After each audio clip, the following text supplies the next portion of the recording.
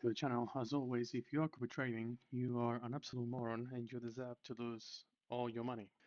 And with that out of the way, we're going to speak today about a stock called United States Anti-Money Corporation, ticker UAMY, and it's trading at the moment at $10.85.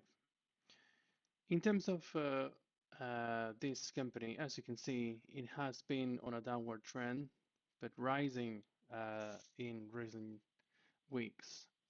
But if we go back really in time, we can see that it's been around for many, many years. And it has been a very disappointing performance for the stock, aside from a few years where it had a few upswings. So why these recent peaks and drops? Well, in terms of where this company sits, it's benefiting from the different initiatives from both China and the US administration.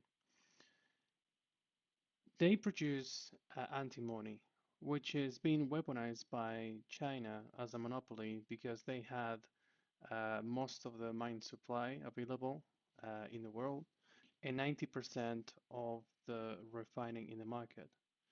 And that put them in a very powerful position in terms of leveraging that supply. This material is important because it's used in many defense applications, different types of materials, ammunition, tools for defense, and it has forced the US into a wartime footing. In the process, the company has transitioned from a sleepy middleman into a strategic monopoly with a contracted backlog of more than $350 million. And if we look at uh, the evolution of the company, we can see that with a top line of single digit in the millions, is rising quickly to more than 30 over the last 12 months. And now, thanks to some contracts that they have secured with the Department of Defense and also other industrial companies, they have a backlog of 350 million. So that is a completely different picture in terms of where the company sits. But that is not the only thing that they're doing. They are also applying changes to the business model. So we can see, for example, their expectations. You can see that in terms of where they are, right, at the moment, and where they're going is a completely different picture. So the EPS expectations are up through the roof. So let's talk about that. Let's talk about how they are going about this. Well, they're going from a transition from permitting to production. And they did so by leveraging mines that they already had, plus processing plants that they are keeping at very high activity rates. In 2024, Beijing, so China, which is where we can start seeing these massive spikes here, right? Banned antimony exports to the US despite a tentative trade truce in late 2025. So metals remain on the dual use control list, requiring individual licenses. In January 14 this year, so that's where we can start seeing this recent uptick, President Trump issued a proclamation invoking Section 232 to address critical mineral vulnerabilities. And that directs the negotiation of price floors and tariffs, creating a structural safety net for domestic producers like this company.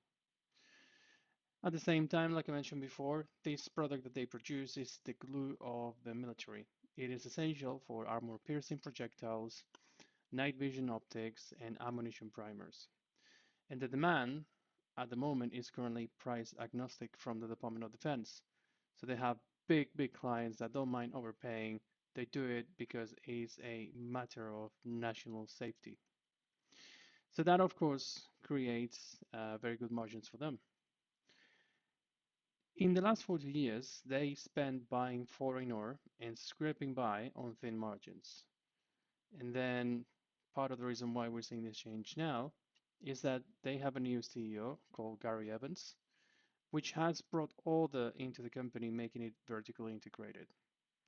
So they own the mines in the Stibnite Hill and Alaska, and the only operational mills in Radersburg. So those are the only smelters in North America. It's a very strong position as of today. So in terms of um, the fundamental analysis, right, and how they make the money, they have a KPI for earnings. So the unit economics are shifting by processing their own 10% grade ore via the newly acquired Radersburg mill. Margins are expected to be 3 times greater than buying from third parties. And in terms of um, cash flow, that puts them in a pretty strong position. So if we look at the 2025 on a yearly basis, cash from operations, that looks as a 5 million loss, but in reality, they had 5.2 million in non-cash add-backs, resulting in positive operating cash flow. So that's important to bear in mind.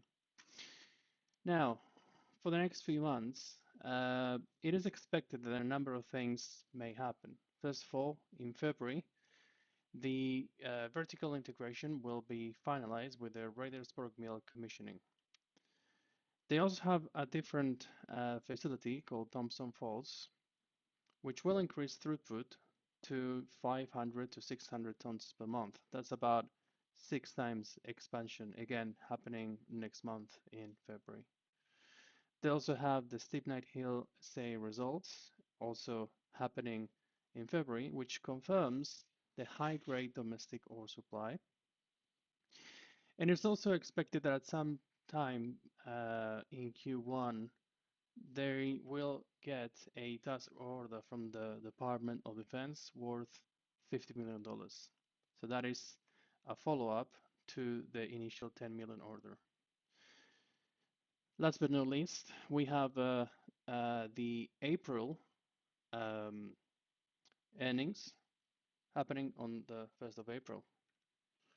So with that, there are plenty of catalysts that we can sit around and watch this stock really fly. At the moment, the volatility on the options market for this stock is just huge.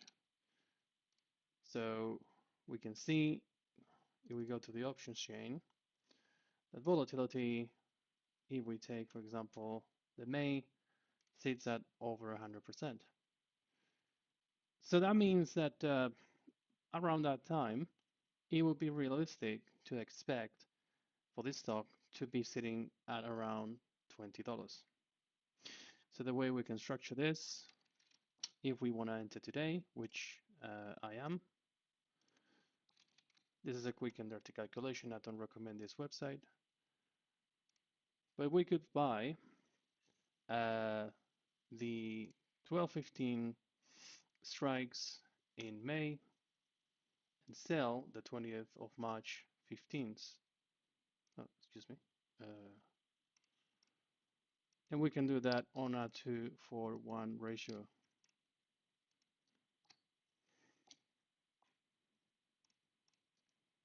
So net spend of just 1700.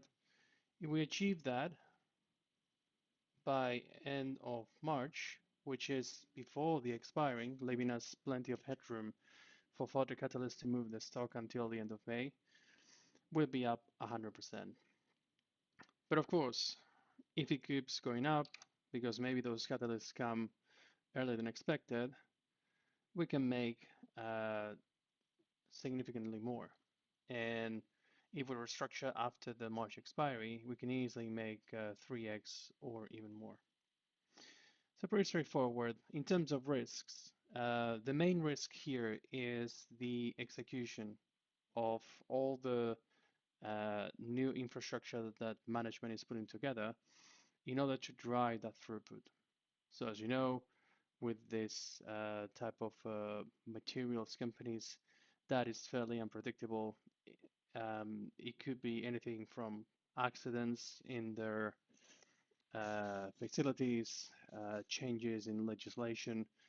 So that's something that we gotta be comfortable with. Hope you enjoyed the video. See you soon.